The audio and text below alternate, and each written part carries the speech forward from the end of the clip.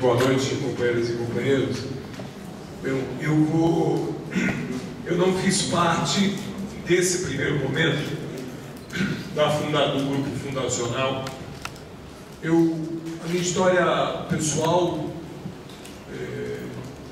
deixou de ser pessoal na medida que eu faço a opção mais importante da minha vida, que é a militância e dedicar minha vida a uma causa coletiva, e de que a grande maneira de preservar, de potencializar a minha individualidade estava exatamente nas relações sociais e num projeto coletivo, que era a transformação do mundo numa sociedade socialista, comunista, mas mais do que isso, que para essa transformação também é necessário a organização coletiva e a participação, e não os gênios individuais que inevitavelmente se transformam em burocráticos. Em 77 eu saio do interior de São Paulo, era um movimento absolutamente normal naquele momento, para ser doutor engenheiro. Eu vim para São Paulo para fazer cursinho e para a faculdade de engenharia. E eu fui, entre aspas, atropelado pela história. Estou eu, no primeiro semestre de 77, sentado na sala do ângulo, e fiquei sabendo que ia ter uma manifestação aqui no Largo São Francisco. Eu já tinha visto o anterior, que tinha sido lá na saída da USP, 17 anos de idade, certo? Toda a situação, ditadura, não entendi absolutamente nada, dizendo de maneira clara. Eu não sabia o que era a palavra anistia constituinte, mas havia uma ditadura. Eu tinha saído de uma cidadezinha, uma megalópole esquecida de 6 mil habitantes, na divisa com Mato Grosso, do lado da Paulista. 17 anos, você está, energia e vontade de xingar e tentar discutir o mundo e um outro projeto para a gente se localizar. E no dia seguinte estava eu nessa manifestação, e aí eu fui atropelado pela roda da história. Há atropelamentos que te jogam na calçada, no chão, na sarjeta, e há atropelamentos que na verdade te abrem a dimensão de te colocar para cima e começar a enxergar a vida em outra dimensão. E esse foi o atropelamento que eu tive. Logo em julho eu passo no vestibular e vou para São Carlos, em julho de 77. Eram as mobilizações que tinham sido presos Zé Maria, Márcia, Babel, o Brambila.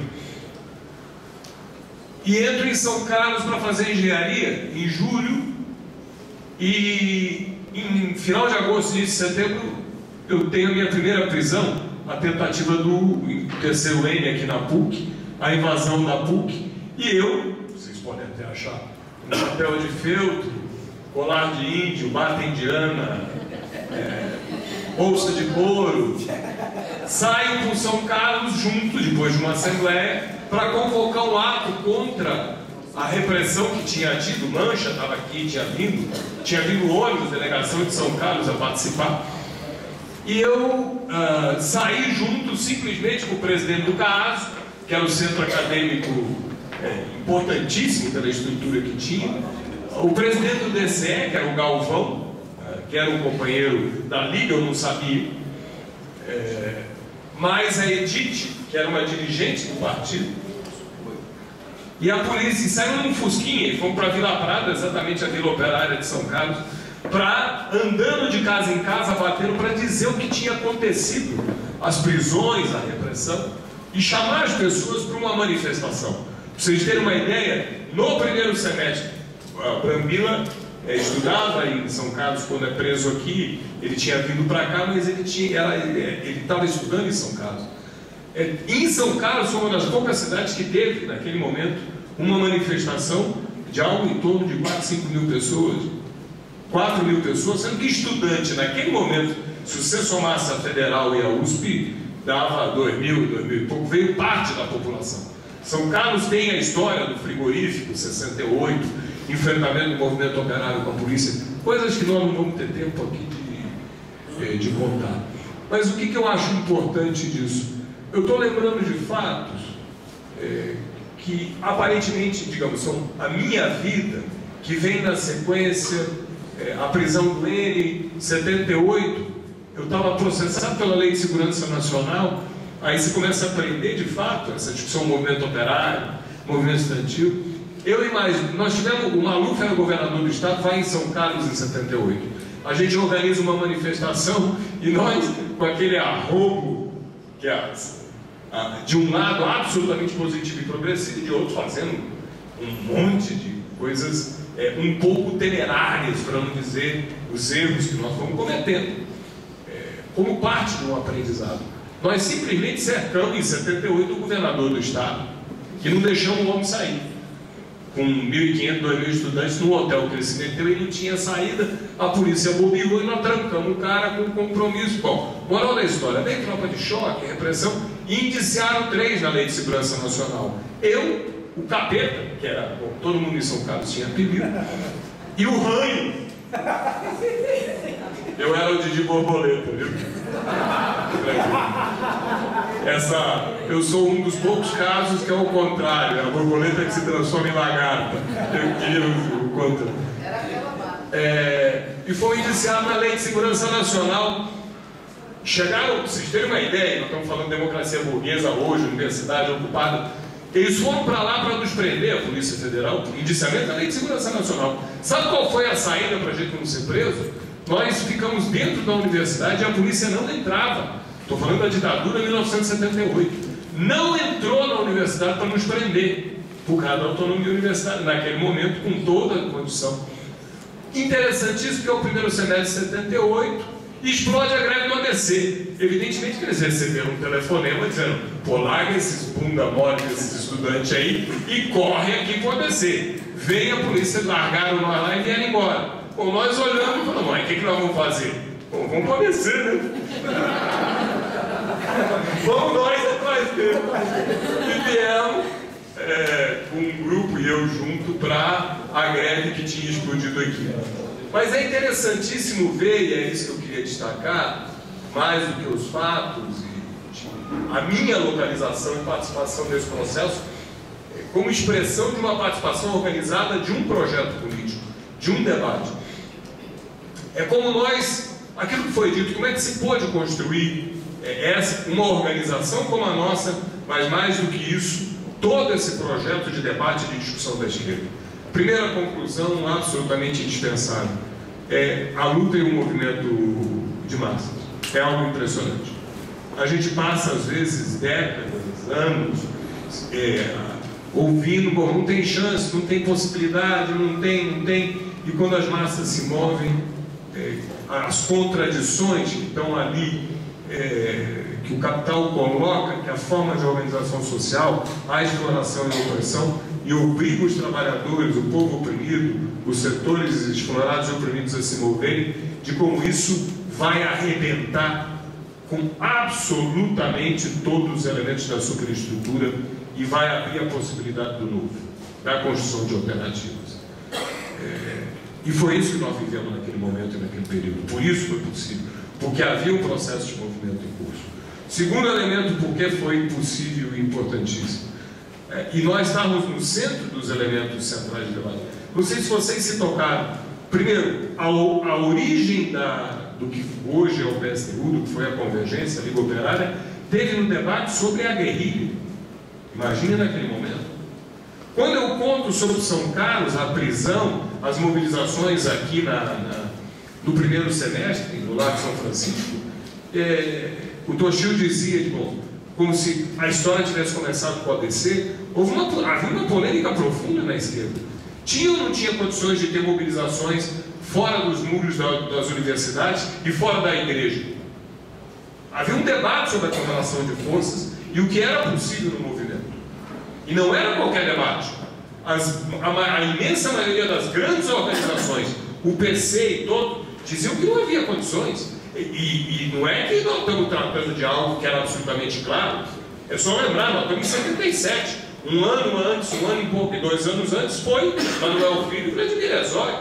São as primeiras prisões que saem vivos do patamar, como Celso, Zé Maria, que tinha acabado de ter. Manuel Filho e Herzog. E há um debate. É ou não possível ir para fora dos muros da universidade, ou, em última instância, há uma crise de visão da burguesia, elementos que apontam a possibilidade do fim da ditadura, e que isso nos permite, e aqui entra um segundo elemento que não é secundário, o problema da visão e a compreensão do quadro no marco internacional. O que dava a base para isso? Crise do petróleo. A situação internacional, a derrota que vinha com os elementos contraditórios anterior dos Estados Unidos, o processo da guerra do Vietnã. E como isso estava incidindo na relação econômica, a divisão da burguesia e as possibilidades que se abriram aqui. Um terceiro elemento que não é secundário e que abre ali, que já vinha sendo debatido e discutido, a possibilidade, que surge nesses momentos, a possibilidade da construção de alternativas.